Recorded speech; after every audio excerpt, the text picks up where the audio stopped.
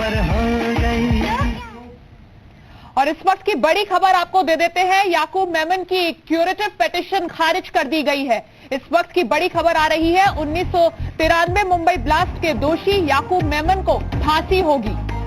इस वक्त की बड़ी खबर हम आपको दे रहे हैं, 1993 मुंबई ब्लास्ट के दोषी याकूब मेमन को फांसी होगी। सुप्रीम कोर्ट ने उसकी क्यूरेटिव पिटीशन को खारिज कर दिया है। क्यूरेटिव पिटीशन के खारिज होने के बाद अब यह साफ हो गया है कि हर हाल में याकूब मेमन की फांसी की जो बात सामने आई थी वो होगी। सुप्रीम कोर्ट के chief justice HL. Dattu, justice T.S.. Thakur और जस्टिस ए.आर. दवे ने याकूब मेमन की क्यूरेटिव पिटीशन को खारिज कर दिया है। हम आपको बता दें कि क्यूरेटिव पिटीशन तभी दाखिल की जा सकती है जब सुप्रीम कोर्ट ने अपने ही फैसले के खिलाफ पुनर्विचार याचिका को खारिज कर दिया हो। इस क्यूरेटिव पिटीशन को खारिज कर दिया गया है और अब यह बात साफ हो गई है कि याकूब मेमन को फांसी होगी। Justice HL. Dattu, justice T.S.. Thakur और जस्टिस ए.आर. दवे ने याकूब मेमन की इस क्यूरेटिव पिटीशन को खारिज किया है। तो इस वक्त की बड़ी खबर हम आपको दे रहे हैं, 1993 मुंबई ब्लास्ट के दोषी याकूब मेमन को फांसी होगी। सुप्रीम कोर्ट ने उसकी क्यूरेटिव पिटीशन को खारिज कर दिया है। जी मीडिया संवाददाता महेश गुप्ता इस वक्त हमारे साथ जुड़ गए हैं। जी महेश, तफसील से बताएं। देखिए, इस मामले में जो अब्दुल रज़ाक मेमन है, उसकी जो सुप्रीम कोर्ट से पहले उसकी रिव्यू पिटीशन फाइल हुई थी, वो भी उसकी डिसमिस हो गई थी। फिर उसके बाद जो राष्ट्रपति के पास दया याचिका दायर होती है वो भी फाइल हुई थी, वो भी खारिज हो गई थी। उसके बाद सुप्रीम कोर्ट की एक नई जजमेंट आ गई थी कि अगर किसी भी को फांसी की सजा हो तो उसकी रिव्यू पिटीशन ओपन कोर्ट में होगी। तो उसने दोबारा रिव्यू पिटीशन फाइल की थी, वो दोबारा से डिसमिस हो गई थी। अब इसने क्यूरेटिव पिटीशन फाइल की थी क्योंकि जो मुंबई की टाडा कोर्ट है, जो जिस मुंबई की सेशन कोर्ट ने फांसी की सजा सुनाई थी, तो वही जो है डेथ वारंट इशू करती है। उसमें 30 जुलाई को उसको फांसी दी जानी है। तो इसने अपनी नई क्यूरेटिव पिटीशन सुप्रीम कोर्ट में फाइल की थी। तो क्यूरेटिव पिटीशन में कोई वकील वगैरह कोर्ट में पेश नहीं होते हैं, सिर्फ जजेस के सामने पिटीशन की कॉपी आती है और जजेस 2 मिनट के अंदर फैसला ले लेते हैं कि इसको हमने डिसमिस करना है या इसको एक्यूज को हमने क्या कहते हैं, उसको एक राहत देनी है। तो ये इसमें डिसमिस कर दी गई है। हालांकि जो इसका ऑर्डर है वो अभी साइन होकर कहीं वकीलों को नहीं मिला है और जो सुप्रीम कोर्ट की साइट है उस पर भी हालांकि अभी वो नहीं आया है, लेकिन जो स्टाफ है, जो सोर्सेज है, उनके मुताबिक वो इसकी सिक्योरिटी पिटीशन डिसमिस कर दी गई है। तो इसके मायने ये है कि जो 30 जुलाई का इसका डेथ वारंट निकला हुआ है फांसी लगाने का, वो अभी बरकरार है। अगर वो सेशन कोर्ट जो मुंबई की टाडा कोर्ट है, अगर उसमें कोई बदलाव नहीं करती है तो 30 जुलाई को रज़ाक मेमन को फांसी पर लटकाना होगा। महेश, आपने टाडा कोर्ट का जिक्र यहाँ पर किया। अब सवाल ये, हमारे दर्शकों को थोड़ा सा आसान भाषा में ये बताइए कि क्या अब ये माना जाए कि अब याकूब मेमन के पास फांसी से बचने का कोई लीगल रास्ता नहीं बचा है या अब भी उसके लिए उम्मीद कायम है? देखिए, जो अगर हम कानून को देखते हैं फिलहाल तो ये, क्योंकि उसकी जो है रिव्यू पिटीशन 2 बार है वो डिसमिस हो चुकी है, क्यूरेटिव पिटीशन भी है डिसमिस हो चुकी है, जो राष्ट्रपति के यहाँ दया याचिका लगी थी वो भी डिसमिस हो चुकी है। लेकिन हमने देखा है कि कई मामलों में, जैसे कि निठारी के अंदर 17 बच्चों को उसने उनका रेप किया था और उनको काट कर खाने का भी आरोप है और सुप्रीम कोर्ट से उसको फांसी की सजा हुई थी एक्यूज को, कोहली को।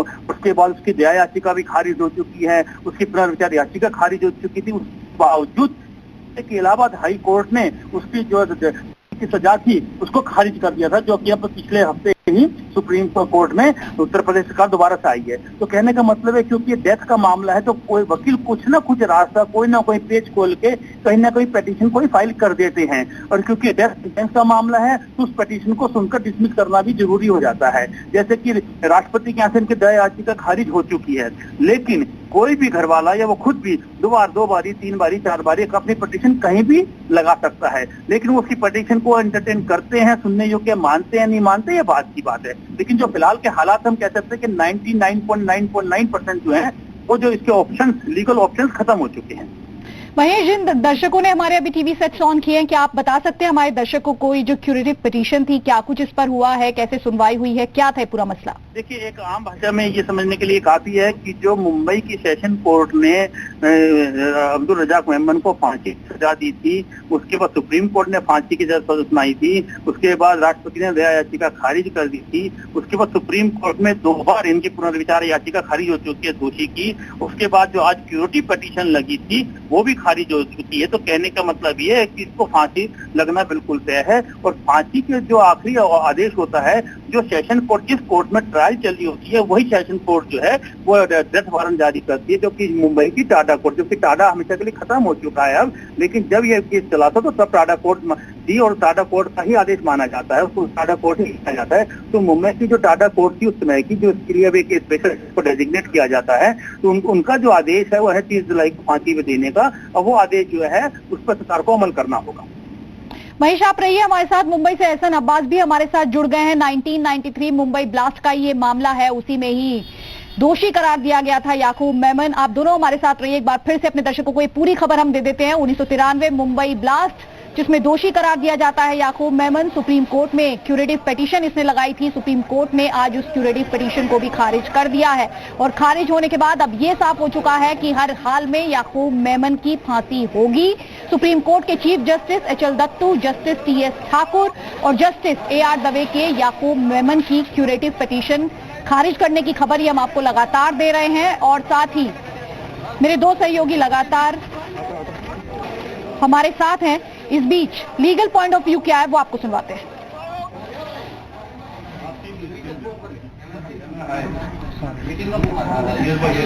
हेलो,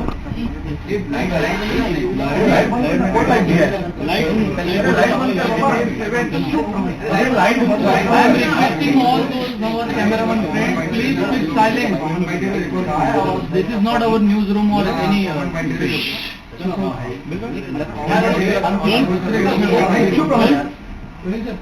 साहब, इस पूरे इस पर बताइए कि याकूब मेमन के क्यूरेटिव पिटीशन को खारिज कर दिया गया है, क्या रिएक्शन है आपकी? पहले देखो, मैं तो अभी तक टीवी देखा नहीं। अगर आप बोलते हैं कि क्यूरेटिव पिटीशन खारिज हो गई है तो मैं तो समझूंगा कि दिस इज अ सोलैस, यानी कि राहत है एक कॉमन आदमी के लिए, who keeps a faith in the judiciary, who keeps a faith in the investigating agencies and the government.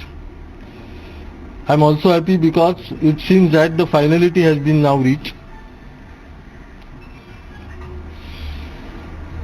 क्योंकि 1993 का मामला था, 2007 में इसका फैसला हो गया, बाद में सुप्रीम कोर्ट में अपील चल गई, बाद में मेरे ख्याल से रिव्यू पिटीशन हो गई, फिर प्रेसिडेंट के पास मर्सी पिटीशन हो गई और ये क्यूरेटिव पिटीशन इसका फैसला हो गया। तो ये बात बताती है indulging in an criminal activities is not profiteering business. It also sounds that as far as India is concerned, we do not tolerate the people who play with the valuable rights given to our citizen by our constitution. यानी कि ये बात साबित होती है कि सामान्य नागरिक, सामान्य जनता को जो मूलभूत अधिकार दिए गए हैं, इसके साथ ये देश में आप खिलवाड़ नहीं कर सकते। सर, किन किन बिंदुओं को ध्यान में रखा गया होगा जब क्यूरेटिव पिटीशन में 3 जज बैठे होंगे? क्या देखो, क्यूरेटिव पिटीशन दिल्ली में चली, मैं तो बंबई में हूँ, तो क्यूरेटिव पिटीशन में क्या हो गया इसके बारे में मैं तो अनजान हूँ। लेकिन आप जो बोल रहे हैं कि ये पिटीशन डिसमिस हो गई, इसका मतलब मुझे तो ऐसा लगता है कि जो पॉइंट्स उन्होंने कोर्ट के सामने रखने के लिए पेश किए थे उसमें शायद सब्सटेंस नहीं पाया गया। सर, आपने जो जजमेंट दिया था उसमें किन बिंदुओं को आपने आधार माना था फांसी की सजा को? क्योंकि आपके फैसले के बाद हाई कोर्ट, सुप्रीम कोर्ट, राष्ट्रपति और आप क्यूरेटिव पिटीशन भी खारिज हो जाते, तो आपने किन बिंदुओं को देखते हुए फांसी की सजा दी? देखो, ये 1993 का बमकांड ये देश के इतिहास में हुई सबसे बड़ी दुर्घटना है, जिसमें 257 लोग का अंत हुआ था, 712 से लोग जख्मी हुए थे। तो बड़ी खबर हम आपको दिखा रहे हैं। 1993 मुंबई ब्लास्ट के दोषी याकूब मेमन को फांसी होगी। क्यूरेटिव पिटीशन जो थी सुप्रीम कोर्ट ने उसे भी रिजेक्ट कर दिया है, खारिज कर दिया है। मेरे सहयोगी एहसान अब्बास मुंबई से हमारे साथ है। वहीं के बम धमाकों से जुड़ा ये पूरा मामला था जिसमें दोषी करार दिया गया था। एहसान, अगर मैं गलत नहीं हूं तो शायद आप उन्हीं में से एक जगह खड़े हैं जहां पर ये धमाका हुआ था। इस समय वहां पर क्या माहौल है, लोग क्या कह रहे हैं, क्या उन्हें सेंस ऑफ जस्टिस फील हो रहा है, उन्हें लग रहा है उन्हें इंसाफ मिला है, और कौन कौन से दूसरे ऐसे इलाके थे जहां पर ये धमाके हुए थे?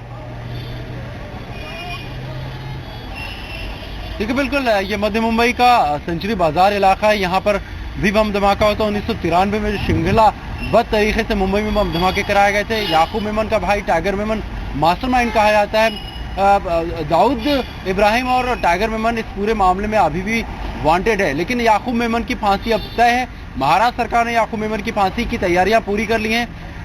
महाराष्ट्र के नागपुर जेल और पुणे की जेल, इन दोनों में से किसी एक जेल में उसको फांसी पर लटकाया जाना है। महाराष्ट्र सरकार ने सारी तैयारी कर ली और याकूब मेमन की परिवार को जो है इन्फॉर्म करने की सारी प्रक्रियाएं जारी है। अब क्यूरेटिव पिटीशन भी रिजेक्ट होने के बाद अब जाहिर है कि महाराष्ट्र सरकार याकूब मेमन की फांसी जल्द से जल्द एग्जीक्यूट करने की तैयारी में अब जो कि फाइनलिटी लाने जा रहा है।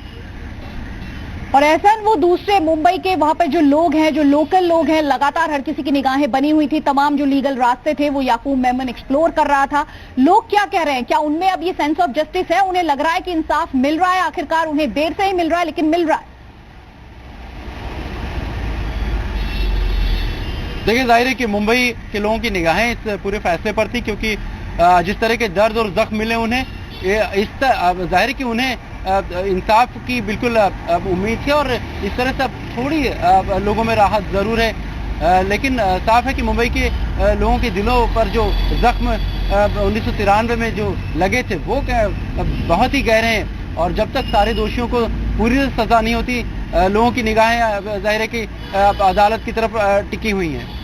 ऐसा ना रहिए हमारे साथ, तो अपने दर्शकों को एक बार हम फिर से बता देते हैं। बड़ी खबर है ये, 1993 मुंबई ब्लास्ट का दोषी याकूब मेमन फांसी होगी, क्योंकि सुप्रीम कोर्ट ने उसकी क्यूरेटिव पिटीशन को खारिज कर दिया है। आपको बता दें, क्यूरेटिव पिटीशन के खारिज होने के बाद अब कमोबेश ये स्थिति स्पष्ट हो गई है। साफ हो गया है कि हर हाल में याकूब मेमन की फांसी होगी।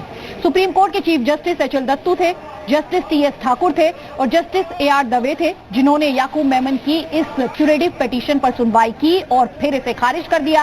आपके लिए यह जानना भी जरूरी है कि क्यूरेटिव पिटीशन दरअसल तब दाखिल की जाती है जब सुप्रीम कोर्ट ने अपने ही फैसले के खिलाफ पुनर्विचार याचिका को खारिज कर दिया हो। तो बड़ी खबर आज सुप्रीम कोर्ट से निकलकर ये आ रही है। और भूले नहीं कि 30 जुलाई की वो तारीख है जिसे मुकर्रर किया गया है याकूब मेमन को फांसी देने के लिए। और इसके अलावा लगातार ये खबरें भी आती रही कि राज्य सरकार भी तमाम इंतजाम कर रही है कि किसी तरीके की कोई घटना होने ना पाए, और याकूब मेमन भी तमाम लीगल रास्ते जो थे उनका इस्तेमाल करता रहा मुंबई से, जहां पर ये सीरियल धमाके हुए थे। मेरे सहयोगी एहसान अब्बास हमारे साथ है। एहसान, अब ये मामला हम कह सकते हैं कि फांसी लगना लगभग तय हो चुका है। अब ये मामला कैसे बढ़ेगा, कैसे जो फांसी लगने की जो प्रक्रिया है उसके बारे में आप हमारे दर्शकों को बताइए। ये देखिए, पहले से राज्य सरकार ने याकूब मेमन के एग्जीक्यूशन की तैयारियां कर दी थी। जेल प्रशासन को सतर्क कर दिया गया, सारे एहतियात बरती आ रही हैं। उसकी फांसी की सजा जो एग्जीक्यूट करने की तैयारियां जेल प्रशासन पहले से ही तैयारी कर रहा था। अब ये होगा कि जो कानून कहता है उस हिसाब से याकूब मेमन के परिवार वालों को सरकार, जेल प्रशासन पूरी तरह से इसकी इंफॉर्मेशन दे देगा और उसके बाद ये पूरी उसकी एग्जीक्यूशन की प्रक्रिया पूरी कर दी जाएगी। महाराष्ट्र सरकार ने जो तैयारी की उस हिसाब से नागपुर जेल में याकूब मेमन को फांसी पर लटकाए जाने की तैयारी है, और एक आध दूसरे जेलों में भी जो अल्टरनेट तैयार किया गया, जैसे कि पुणे जेल में भी तैयारी की गई है। तो याकूब मेमन को अगर नागपुर जेल नहीं तो पुणे की जेल में फांसी दी जाएगी। तो सारी तैयारियां महाराष्ट्र में तैयार हैं। जो लीगल प्रोसीडिंग्स हैं वो पूरी करने के बाद याकूब मेमन की फांसी महाराष्ट्र में तय है। जी, और संजय सिंह भी हमारे साथ जुड़ गए मुंबई से। संजय, यहां पर हमारे दर्शकों को आप बताइए, याकूब मेमन का अगर मुंबई ब्लास्ट की हम बात करें, क्या रोल रहा था, किस तरीके से उसने इस ब्लास्ट को अंजाम दिया था और कितना बड़ा रोल इसका था? देखिए मैं आपको बता दूं, याकूब मेमन का काफी इंपॉर्टेंट, काफी अहम रोल था, पूरे मेमन परिवार का एक अहम रोल था। टाइगर मेमन जिसका बड़ा भाई था, जिसने तमाम चीज को अंजाम दिया, लेकिन याकूब मेमन का इसमें काफी इंपॉर्टेंट रोल था, क्योंकि तमाम जितने बड़ी जो साजिश हुई थी, इतने सारे लोग मारे गए थे और इतनी ज्यादा ट्रेनिंग वगैरह हुई, तो उसके लिए तमाम फाइनेंस जुटाने का, फंडिंग जुटाने का जो काम था वो याकूब मेमन ने किया। फंडिंग डिस्ट्रीब्यूशन का जो काम था, पैसे जमा थे, वो भी उसने किया। हमारे साथ एसपी के नेता अबू आजमी भी जुड़ गए। अबू आजमी जी, क्यूरेटिव पिटीशन भी खारिज हो गई है, आपका रिएक्शन? नहीं, मेरा रिएक्शन क्या है, मैं ये कहना चाहता हूं कि देखिए, मैं अच्छी तरह जानता हूं इस बात को कि प्रोसिक्यूशन ने इस केस को बहुत में बेईमानी किया है।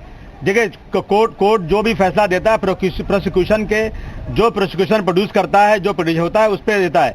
मैं याकूब मेमन जरूर टाइगर मेमन का भाई है, परंतु भाई होने की वजह सजा नहीं हो सकती। याकूब मेमन कराची उसके अपने भाई के साथ गया था, लेकिन जब उसने देखा कि उसके भाई ने बहुत गलत काम किया हुआ है, तो वो दुबई आया और दुबई से उसने बातचीत करके, एग्रीमेंट करके सरेंडर किया। वो गिरफ्तार नहीं किया गया। लेकिन मैं पूछना चाहता हूं सरकारी वकील साहब से, उज्जवल निकम साहब से, कि वो गिरफ्तार हुआ था या सरेंडर किया था, इसका जवाब देवे ना वो। और इस केस में 143 लोग पकड़े गए, तकरीबन 12 लोगों को फांसी हुई थी। जिन लोगों ने बम रखा था, जिनकी वजह से लोग मरे हैं, जिनका बहुत अहम किरदार था उसके अंदर, वो सब छूट गए, उनको फांसी नहीं हुई, लेकिन याकूब मेमन को सिर्फ फांसी हुई है।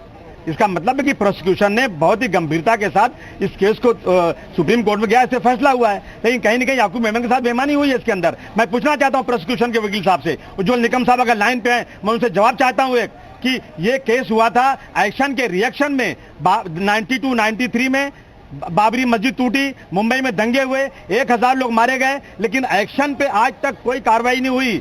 फांसी होना चाहिए, सजा होना चाहिए, लेकिन 92 में 1000 लोगों को मारने वाले को आज तक किसी को सजा नहीं हुई।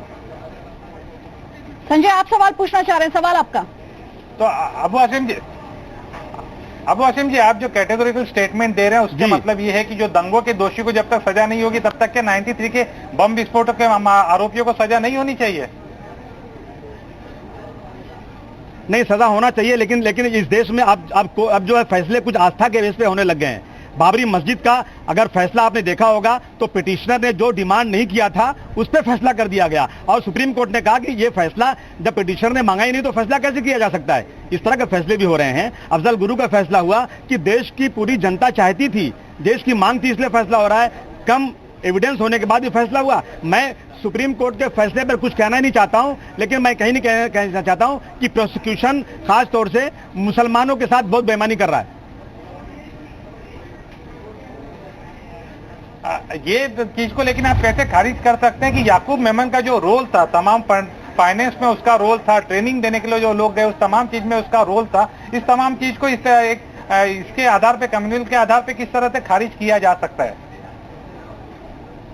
मैं खारिज इस तरह कर सकता हूं कि जब लोग यहां से भाग रहे थे, लोगों को बहुत सख्त सजाएं होने वाली थी, देश के खिलाफ लोगों ने बहुत बड़ी साजिश की थी, इतना बड़ा बम ब्लास्ट कभी हुआ नहीं था। उस वक्त ऐसे समय में एक आदमी कराची में अपने भाई से लड़ाई लड़ता है, दुबई आता है और सीबीआई से बात करने के बाद सरेंडर करता है, और प्रोसिक्यूशन कहता है कि ये दिल्ली के एयरपोर्ट स्टेशन पर पकड़ा गया। ये बेईमानी है। खाली मुझे ये जवाब दे दें कि उसने सरेंडर किया था या गिरफ्तार हुआ था, तो मालूम पड़ जाए, सच्चाई सामने आएगी। इस पर खारिज करता हूं।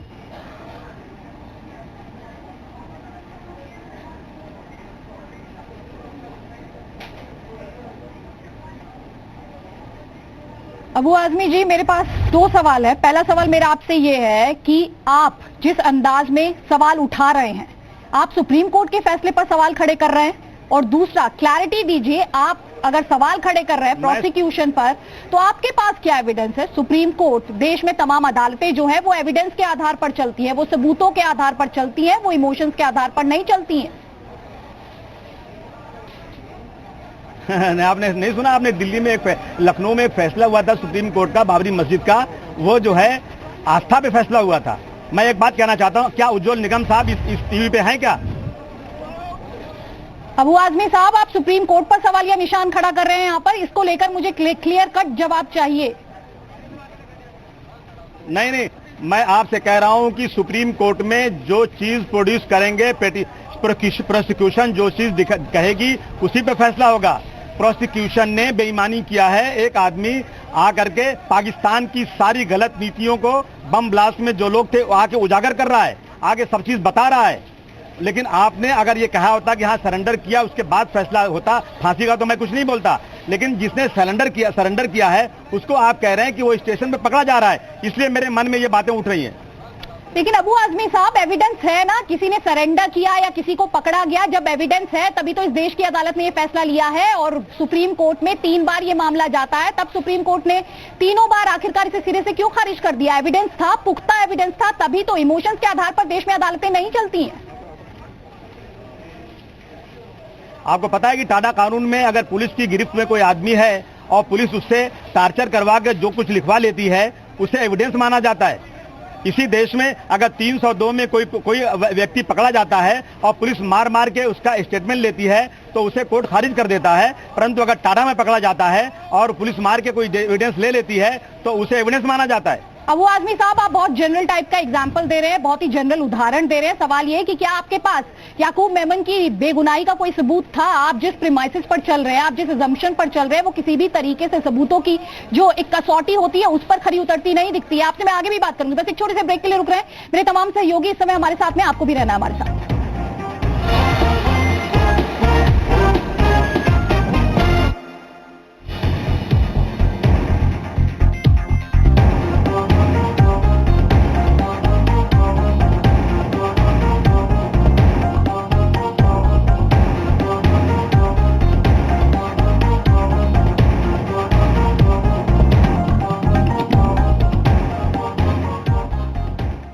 खबरों के प्रायोजक हैं पतंजलि गाय का देसी घी खाएं, मिलावट के जहर से अपने मासूम बच्चों व परिवार को बचाएं। लक्स कोजी, राजवैद्य की हेम Pushpa, MDH Degi Mirch, Rupa frontline, Baksons homeopathy, UB fair fairness cream for men और Prayag sanitary ware and sinks. Roop Mantra ayurvedic face cream and face wash, इसमें है 12 खास आयुर्वेदिक जड़ी बूटियों का संतुलित मिश्रण। ये कोई कॉस्मेटिक नहीं, आयुर्वेदिक औषधि है।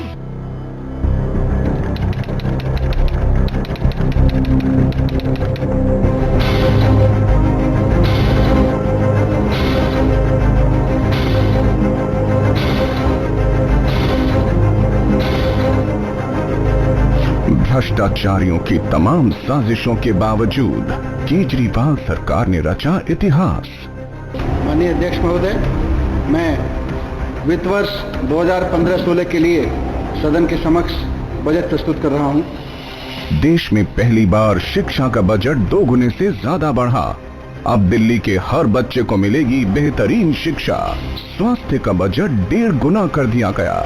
दिल्ली के सरकारी अस्पतालों की हालत सुधरेगी। ट्रांसपोर्ट और प्रदूषण की समस्या का होगा समाधान, क्योंकि सड़कों पर उतरेंगी 10,000 नई मॉडर्न बसें। महिला सुरक्षा के लिए बसों में मार्शल की तैनाती। कच्ची कॉलोनियों को पक्का करने का काम शुरू। बिजली के दाम आधे, पानी के बिल माफ। कॉलेजों और गांव से होगी फ्री वाईफाई की शुरुआत। युवाओं के लिए 1 लाख से ज्यादा नई नौकरियां। किसानों की जमीन की कीमत 6 गुना बढ़ाई। वो परेशान करते रहे, हम काम करते रहे। यही है केजरीवाल सरकार का वादा, जो कहा वो किया।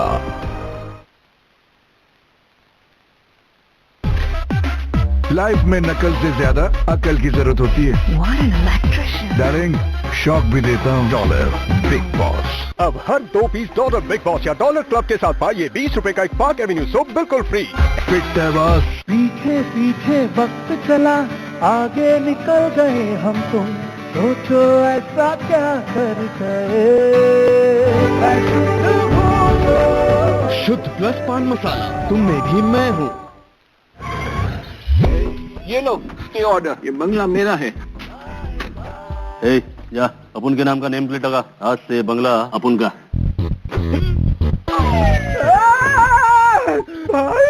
जंग की नो एंट्री, क्योंकि ये घर बना है श्री जंग रोधक सीमेंट से, जिसमें जंग की नो एंट्री। ये लीजिए आपकी दवा। तो रिश्ता पक्का समझे? कौन सा रिश्ता? आपने हमें दवा दी और हमने आपको पैसे दिए, तो आपके और हमारे बीच में एक रिश्ता बन गया। बिल्कुल ठीक, ये रिश्ता पक्का। तो फिर इस रिश्ते पर मुहर लगाइए। मोहर? बिल दीजिए। ओ बिल? कुछ भी खरीदें, बिल जरूर लें। ऐसा करके आप नकली और तस्करी के सामान की खरीद फरोख्त पर रोक लगा सकते हैं। ये आपकी और देश की सुरक्षा का सवाल है। ये लो ये ऑर्डर, ये बंगला मेरा है। जा अपुन के नाम का नेम प्लेट लगा, आज से बंगला अपुन का।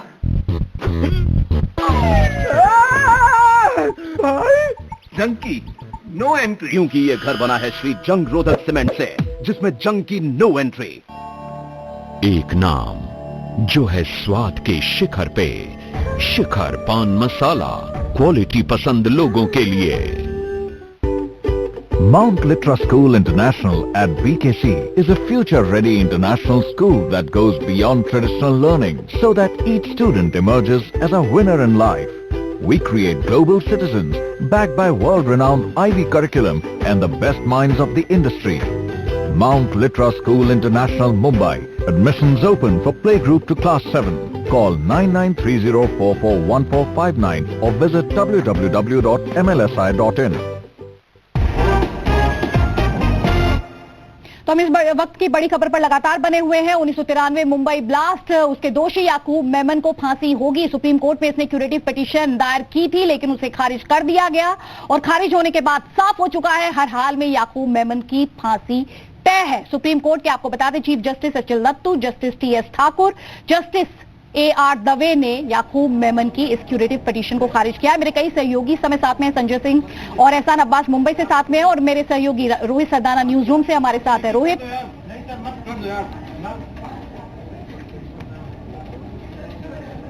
जी अबू आजमी साहब को मैं सुन रहा था अभी कुछ देर पहले।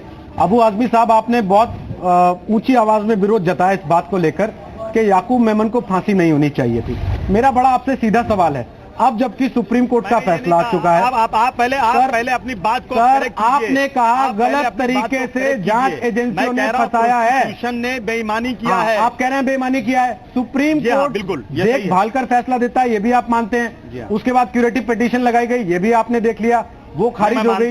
उसके बावजूद मेरा बड़ा सीधा सा सवाल है सर, पेश किया सर, मेरा बड़ा सीधा सा सवाल है, देश की सबसे बड़ी अदालत भी अगर फैसला दे देती है तो आप देश के संविधान में यकीन करने के बजाय पहले अपना वोट बैंक देखते हैं, बजाय इसके कि लोगों में जो मैसेज जा रहा है उसको लोग तरीके से समझें। आप अपने वोट बैंक को पहले एड्रेस करते हैं, देश को बाद में। नहीं, बिल्कुल गलत बात कर रहे हैं आप। मैं देश के संविधान में 100% भरोसा करता हूं, लेकिन मैं आपको कह दूं कि मैं भी 93 सितंबर में सऊदी अरब गया हुआ था और जब एमएन सिंह ने मेरे ऑफिस में आकर के मेरे ऊपर आरोप लगाया कि मैंने फाइनेंस किया है, मैं सऊदी अरब की ट्रिप छोड़कर मुंबई वापस आया और मैंने अपने एविडेंस को जब उनके सामने दिया तो इस बेईमान आदमी ने, एमएन सिंह ने, मेरी पूरी अकाउंट बुक को सीज कर लिया और कोर्ट में एफिडेविट दे दिया कि मैंने अकाउंट बुक नहीं लिया है। इस तरह की चीजें जब होंगी तो फिर मैं क्या कहूंगा?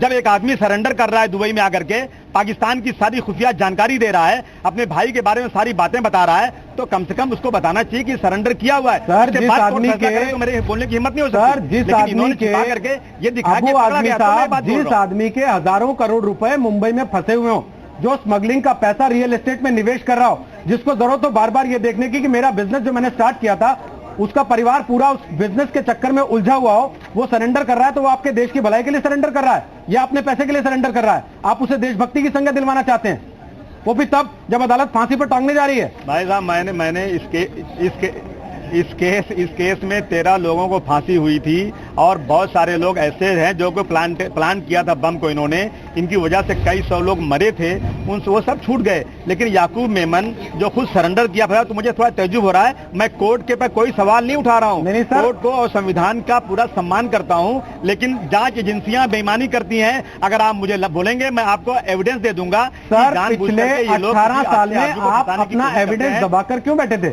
आपने 18 साल में अदालतों के सामने क्यों नहीं रखा वो एविडेंस? और मुझे तो आज लग रहा है सर, मुझे तो आज लग रहा है कि आपका मौका मिले, आपका मौका पड़े तो कल को आप दाऊद इब्राहिम को भी पाक साफ क्लीन चिट दिलवा देंगे।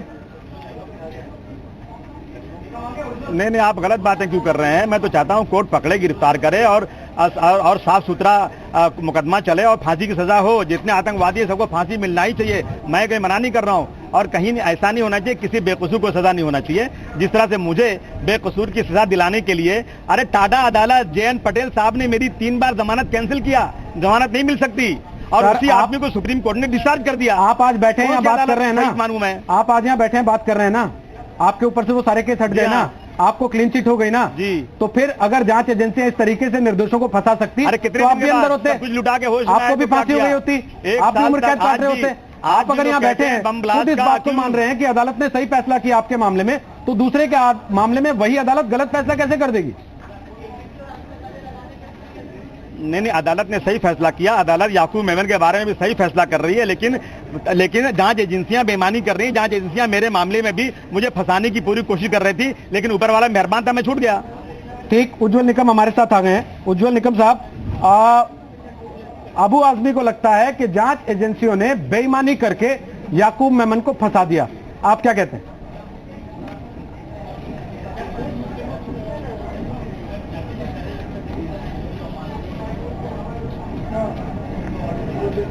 उज्जवल निकम, मुझे सुन पा रहे हैं आप? देखिए जी, बोलिए बोलिए। मैं ये जरूर मानता हूं, कोई व्यक्ति की अगर उसकी राय है कि उस पर अन्याय हो, तो वो व्यक्ति उसी हालत में उसी तरफ। हाँ, मैं आपको सुन पा रहा हूं। जी जी, मैं आपको सुन पा रहा हूं। बोलिए बोलिए, हम सुन पा रहे हैं आपको। मैं ये मानता हूं कि अगर कोई व्यक्ति पर उसे लगता है कि उस पर अन्याय हुआ है, तो वह व्यक्ति इसी तरह की सोच में डूबता है और इसी तरह से कहते हैं कि भाई याकूब के लिए दूसरे व्यक्ति पे अन्याय।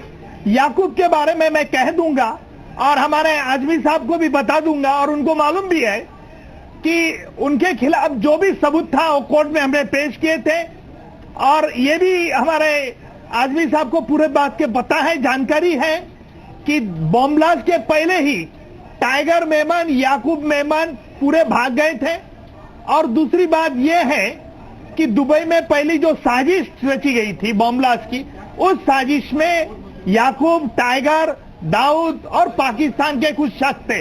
उस साजिश के मुताबिक कुछ लोगों को पाकिस्तान में भेजा गया था, बंबई से दुबई, दुबई से पाकिस्तान, और फिर वापस लेके आए थे। तो क्या बात ये इनको आजमी जी को मालूम नहीं है? अगर ये मालूमात भी है तो आजमी जी किस आधार पे कह सकते हैं कि इन्वेस्टिगेटिंग एजेंसी की बेईमानी है? जहां तक मैंने बंबई पुलिस को रिप्रेजेंट किया, जहां तक मैंने सीबीआई को रिप्रेजेंट किया, तो मुझे पता था कि मेरे पर यह नैतिक जिम्मेदारी है। मैं सिर्फ पब्लिक प्रोसिक्यूटर यानी सरकार पर वकील नहीं हूं, तो मैं ये भी देखता हूं कि अगर आरोपी के खिलाफ कोई सबूत नहीं हो तो उनके खिलाफ बारे में हम जरूर कहते। तो आजमी साहब, आपको दुख होना साहजिक है, पर इसका मतलब ये नहीं है कि बाकी के गुनहगारों पर भी उस तरह से हालात कुछ गुजरे हो। जस्टिस पीडी कोडे भी हमारे साथ हैं। जस्टिस पीडी कोडे, एक मिनट आपसे 1 to 1 बात करना चाहता हूं। कर लीजिए, मुझे आजमी साहब कर लीजिए, आपसे 1 to 1 बात करने दिया जाए। कर लीजिए, 1 to 1 बात कर लीजिए। मैं हट जाता हूं बीच में से। साहब, मैं पीडी कोडे साहब 1 मिनट के बाद आऊंगा। देश के बहुत बड़े वकील हैं और आपने बहुतों को फांसी दिलाया, बहुत बड़ी सजाएं दिलाया। निकम साहब, मैं आपसे, आप धर्म में अगर यकीन रखते हैं तो आपसे भगवान की कसम या मैं गीता की या गंगा की कसम खाकर आपसे एक चीज जानना चाहता हूं कि याकूब मेमन ने सरेंडर हुआ था या गिरफ्तार हुआ था? एक चीज। दूसरी चीज, मेरे मामले में जो 11 लोग सऊदी अरब गए थे, सऊदी अरब से वापस आए थे, आप लोगों ने कोर्ट में दिखाया कि ये लोग कराची गए थे, ट्रेनिंग करके आए थे, जबकि 11 में कोई भी ट्रेनिंग नहीं किया था। ये मेरे झूठ आरोप था। दोनों का जवाब दे देंगे और मैं अपनी गलती की माफी मांगूंगा।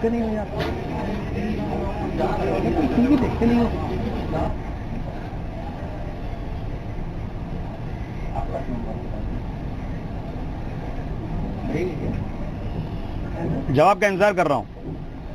आजमी साहब, एक बात तो आपके ही ध्यान में है कि जो भी इन्वेस्टिगेशन है ये मैं करता नहीं हूं।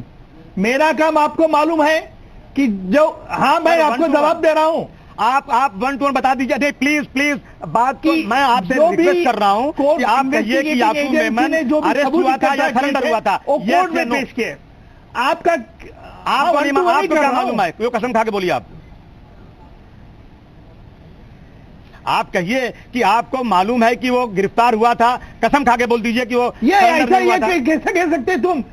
मेरी मालूमात, मेरी जो जानकारी है, जो मैंने पुलिस के चर्चा की है, आपसे याकूब, कसम खा के बोलिए। देखिए, कसम खाने का सवाल कहां आता है भाई? यहाँ कसम खाने का ये क्या कोर्ट है? कसम खाने का सवाल है? क्यों नहीं आता भाई? जो भी हम बात, सच्चाई सामने लाना है, देखिए, जो भी बात हम कहते हैं, ऐसा बच्चा है कि कसम खा रही है। कसम खाने की, आप कसम खा के सच बोलते हैं क्या? ये मुझे बताइए पहले। ये तो बिल्कुल बिल्कुल 100 जान चली जाए पर बचन न जाए। नहीं, सच्चाई मैंने ये देखा है, शपथ खा के भी सच्चाई लोग को नहीं बताते हैं। मैं इसके तरह से मैं इससे कोई मानता नहीं, मैं आदमी को इंसानियत को मानता हूँ। आप कसम खा जाएंगे, आपको कैसे पता है कि याकूब सरेंडर नहीं हुआ, कि याकूब सरेंडर हुआ? क्या आपके उससे पहले कनेक्शन थे क्या? आप किस आधार पे कह रहे हैं? देखिए आप बाजू पलटा मत कीजिए। जी नहीं, आजमी साहब, आजमी साहब, मुझे सवाल ये नहीं है कि शपथ खाने का। आप किस दावे पे कह सकते हैं कि वो सरेंडर आया था? केशवानी का स्टेटमेंट सुना इसका मतलब है आपके इसके बारे में जानकारी थी? नहीं, आप बात घुमाइए मत ना, फायदा नहीं बहस। क्या बोला था? क्या बोला था कि भाई आपको नहीं मालूम? बोलो सीबीआई का नाम बोलो। बच्चों की कसम खाकर आप कहते हैं कि सरेंडर नहीं हुआ था, गिरफ्तार हुआ था, बोल दीजिए ना बस। नहीं, मैं बात घुमाऊंगा। देखिए ये शपथ खाने का ये नहीं मत खाइए ना, जाने दीजिए, क्या करूंगा मैं? थोड़ा वहां मौजूद था, देख थोड़ी रहा था, मैं जो जानता हूं बोल रहा हूं। भाई देखो इन्वेस्टिगेशन में मैं पार्टिसिपेट नहीं होता हूं, मुझे कैसे पता चला? आप जिस दावे पे कह रहे हैं आजमी जी, आप सब जानते हैं। आजमी जी ऐसा नहीं है, ऐसा ये बात टालो मत। आप ये बात अभी तो समझाते हो, ऐसा करो तब फांसी होगी। आपके समाधान की कसम खाना ना खाना ये कोई मेरा फर्ज नहीं है। पर आजमी जी आप हो, आजमी जी क्या बात बता रहे हैं आप? क्या बात में सबसे ऊंचा नाम क्या बात जयकार हो आपकी? आजमी जी क्यों बात बता रहे हैं ऐसे? आप किस दावे पे कह सकते कि वो सरेंडर हुआ था? नहीं, आप होशियार भाई, आप राजनीति भी करते हो। भाई आप राजनीति भी करते हो। किसी आदमी ने टिकट बुक किया हो 11 टिकट दुबई का और आप कहते हैं वो पाकिस्तान गया था। ये तो आप लोग दिन को रात को दिन कर सकते हैं, आपको कौन मना कर सकता है सर? अबू आसिम ने टिकट बुक किया, 11 लोग बॉम्बे दुबई बॉम्बे, वो 11 के लोग बॉम्बे वापस आ गए और आपने कह दिया कराची गए थे और 1 साल लग गया। अबू आजमी, आप जिस देश में रहते हैं, जिस देश से आपकी राजनीति चल रही है, बिल्कुल गलत है। लोग आपको वोट करते हैं, उस देश के कानून पर आप यकीन नहीं करते, उस देश के एजेंसी पर आप यकीन नहीं करते, उस देश के संवैधानिक संस्थाओं पर आप यकीन नहीं करते, सब पर सवाल उठाते हैं और ये चाहते हैं कि जो आरोपी जो अब दोषी साबित हो चुका है, संविधान की फांसी हो रही है, उसने आपसे जो बताया वो सच मान ले सारा देश, वो सब सच मान ले सारा देश, क्योंकि वो टाइगर मेमन और याकूब मेमन कह रहे हैं। बताएगा वो कहा मुझे मिला, बताया मुझे सीबीआई ने जो बताया बता रहा हूँ, मुझे सीबीआई ने जो बताया वो बता रहा हूं। सर सीबीआई ने अदालत में क्या बताया वो आपको नहीं पता क्या? आपको अलग से बताया वो सही बताया, जो अदालत को बताया वो गलत बताया। अरे अदालत आपने नहीं सुना केशवानी ने क्या कहा? केशवानी साहब ने कहा कि सीबीआई ने कहा कि 40 साल तक रॉ और सीबीआई जितना मेहनत करती, जितने एविडेंस जमा करती नहीं कर सकती थी 40 साल तक, वो हमें याकूब मेमन ने दे दिया, आप बिल की एप्लीकेशन करो, कल बेल हो जाएगी। लेकिन जब बाद में बेल नहीं हुई तो कहा सरकार का मूड चेंज हो गया। तो आपको लगता है कि इस देश में अदालतें सरकारों के मूड से चलती हैं, ये आप कह रहे हैं? नहीं, अदालतें सही चलती हैं, प्रोसिक्यूशन उनके मूड पे चलता है। आजमी साहब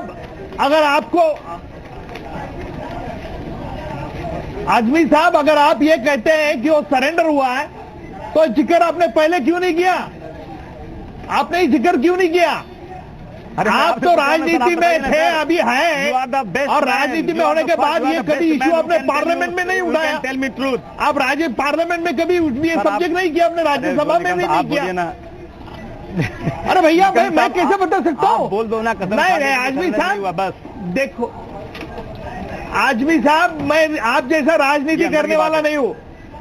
मेरे पास जो सबूत है, सबूत के आधार पर मैं बोलता। अरे आप सर, मैं नहीं ऐसी झूठी कसम मैं कभी लेता नहीं। और देखो जहाँ कसम लेना वहाँ कसम जरूर लेता हूँ, कैमरा के सामने कसम लेने का कोई मतलब नहीं है। और आप किस आधार पे कह सकते हो सरेंडर? ये तो पहले बताओ मुझे। आप कैसे लेंगे? मैं मानूंगा, मैं विश्वास रखूंगा, मैं विश्वास रखूंगा कि अबू आजमी ये जो बात कहता है सच बात कहता है, मैं विश्वास रखूंगा। लेकिन मुझे पहले ये सच बताओ, आप पहले सच बताओ ये कि किस विश्वास में आप कहते हैं कि वो शरण आया है, किस आधार पे कह रहे हैं, ये आप मुझे बता दीजिए। मैं मान लूंगा कि आप सच बोल रहे हैं। लेकिन आप जैसे राजनीति से बोल रहे हैं कि सीबीआई के ऑफिसर ने कहा, केशवानी का मैंने सुना, आपके सीबीआई के किस ऑफिसर ने कहा, फिर आपने सुप्रीम कोर्ट में याचिका क्यों नहीं दर्ज की? आप पढ़े लिखे हैं, बहुत बड़े होशियार हैं, एक पॉलिटिकल बड़े पार्टी से जुड़े हुए हैं, आप हंगामा मचा सकते थे इस पे। तो सर हंगामा खड़ा करना मेरा मकसद नहीं, मेरी कोशिश है कि सूरत बदलनी चाहिए। अबू आजमी साहब, कोशिश के लिए आपको 1.5 दशक मिला हुआ था, लेकिन आज जब फांसी की सजा का ऐलान हो गया, क्यूरेटिव पिटीशन भी खारिज हो गई, तब आप खड़े हुए। पिछली बार जब आपने बयान दिया था, खड़ा हुआ यार आपने, मैं नहीं कोई खड़ा हुआ, मुझे आपने पूछा तो मैंने जवाब दिया आपको। मैं कहाँ कोर्ट जा रहा हूँ, मैं मेरे पास कहाँ तो सर जाइए ना, सर जाइए ना। अगर वाकई आप एक जायज कॉज के लिए खड़े हैं, अगर वाकई आप एक जायज कारण के लिए, तो आपको अदालत जाना चाहिए था। क्यों नहीं गया? आपने क्यों नहीं अदालत में कहा कि सीबीआई झूठ बोल रही है? आपने क्यों नहीं अदालत में कहा कि एजेंसियां झूठी हैं? ऑनरेबल JN पटेल साहब की कोर्ट में 3 बार गया, पूरी कोशिश किया, हिंदुस्तान के बड़े से बड़े वकील को रखा, लेकिन जमानत नहीं हुई कि अबू आसिम एक मेन अक्यूज है। लेकिन यही अबू आसिम जब सुप्रीम कोर्ट पहुंचा तो बेल भी हो गई और डिस्चार्ज भी हो गया। अब क्या कहूं मैं, किसको मैं लाइट बंद कर। तो मेरा सवाल फिर वही वापस है, अबू आजमी के केस में सुप्रीम कोर्ट सब कुछ सही देख लेता है, दूध का दूध पानी का पानी कर देता है, लेकिन याकूब मेमन के केस में उसकी आंख पे पट्टी हो जाती है। ऐसा क्यों लग रहा है आपको? सुप्रीम कोर्ट अगर याकूब मेमन का केस भी जायज होता तो उसको भी देखते हुए मेरा नहीं, एक बात बहुत अच्छी है कि सुनिए, हम लकी, मैं बहुत लकी हूँ कि मेरा टाडा में, सुनिए ना, टाडा में मेरा कोई कन्फेशन नहीं लिया गया था। अगर मेरा कन्फेशन लिया जाता और कन्फेशन में मैं भी पुलिस के डंडे से डर के मारे बोल देता तो मैं भी सजा शायद खा लेता, मुझे ऐसा लगता है। तो आपके मुताबिक याकूब मेमन को छोड़ देना चाहिए और कल को फिर आप दाऊद की भी पैरवी कर देंगे ऐसे ही? नहीं, मैं बिल्कुल नहीं कर, नहीं सर, नहीं जनाब, मैं दाऊद की पैरवी बिल्कुल नहीं करूंगा। याकूब मेमन को बिल्कुल नहीं छोड़िए, फांसी दीजिए, जरूर दीजिए। कोर्ट का फैसला हो गया, मैं सुप्रीम कोर्ट का फैसले का स्वागत करता हूं, लेकिन मैं सच्चाई बयान कर रहा हूं। आपका जी सर,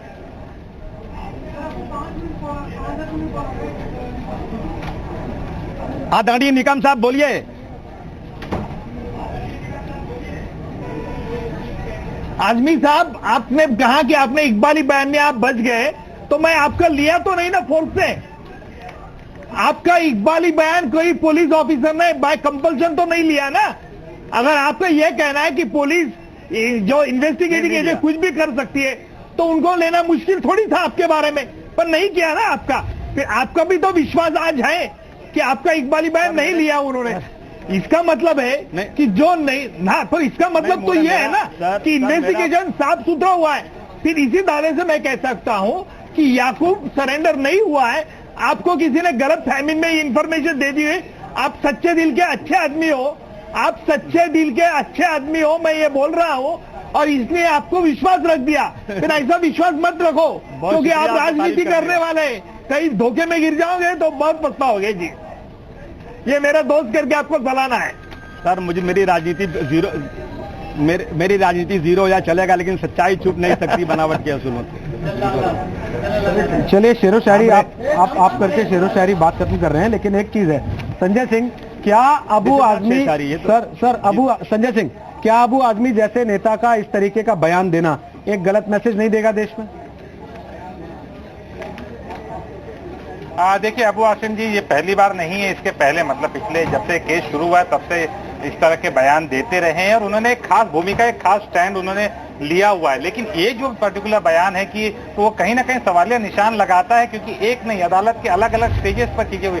टाडा कोर्ट ने दिया, सुप्रीम कोर्ट ने उस ऑर्डर को माना, उससे स्टे जारी रखा और उसके बाद सिक्योरिटी प्रोसेस, तो कानून में इतनी ज्यादा फिल्टरेशन के प्रोसेस के बाद भी अब उसे सजा दी जा रही है, उसके बाद भी उसके पास सवालिया निशान लगाना ये अपने आप में समझ के परे नजर आता है जो अबू आजमी जी कह रहे हैं। क्योंकि अगर जो भारत का संविधान है, जो कानून जिस तरह से काम करता है, उसमें बहुत सारे रेमेडीज दी गई अपील के लिए। यही चीजें जिसमें अकेला, जब टाडा कोर्ट ने अकेले याकूब मेमन को सजा नहीं दी थी, उसके साथ में और बहुत सारे लोग थे जिसको फांसी की सजा हुई थी, लेकिन आगे जाकर बाकी लोगों की फांसी की सजा लाइफ इम्प्रिजनमेंट, उम्र कैद में तब्दील हो गई, लेकिन याकूब मेमन की सजा बरकरार रखी गई। तो कहीं ना कहीं सबूत और बाकी जो आधार रहे थे, एविडेंसेस थे, जिसके आधार पर यह फैसला लिया गया। ऐसे में जब वो एक चीज को कर रहे हैं तो कहीं ना कहीं वो अपनी राजनीति है उसको भी भुनाने की कोशिश करते नजर आते हैं। चलिए, हम बहुत छोटे से ब्रेक पर हैं। क्या ऐसे मसलों पर राजनेताओं को इस बात का ध्यान नहीं रखना चाहिए कि वो अपने डोमेस्टिक ऑडियंस को ना एड्रेस करके पूरे देश को एड्रेस करें? हम इस सवाल को लेकर वापस आएंगे अबू आजमी के पास, और हमारे साथ उज्जवल निकम साहब भी मौजूद हैं। बहुत छोटा सा एक ब्रेक लेकर आ रहे हैं, आप रहेंगे हमारे।